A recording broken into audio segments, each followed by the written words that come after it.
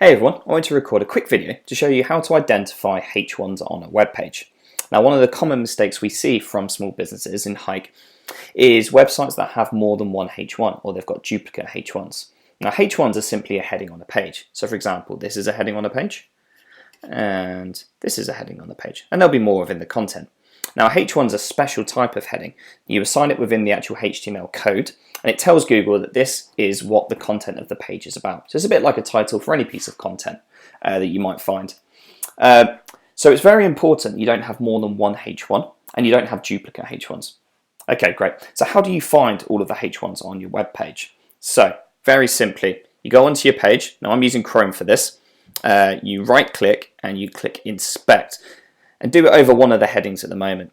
Now, this little bit will pop up down here.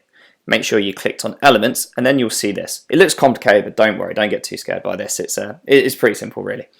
So you'll see here, where this backlink opportunities text is, it's wrapped in this little bit of HTML code that says H1. So we know that's a H1. Now, if I crawl down a little bit further to another heading, and I press this little button here, that means I can inspect this heading, and you can see straight away that this is also wrapped in H1. So I've got multiple H1s. So what I want to do really here is I want to change this one from a H1 to a H2 and leave the top of the heading at the top of the page as a H1. But that might not be everything. I might have more than these amount of H1s. So how can I find them? Because sometimes they can be hidden as well.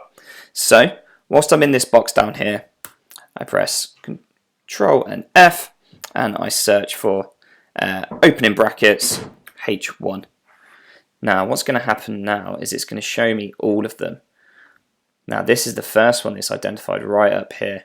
Now you can see it's right at the top of the page. So there's a H1 wrapped around an element at the top of the page. Now this is very common, and this can happen to your website theme or however your website development team built it.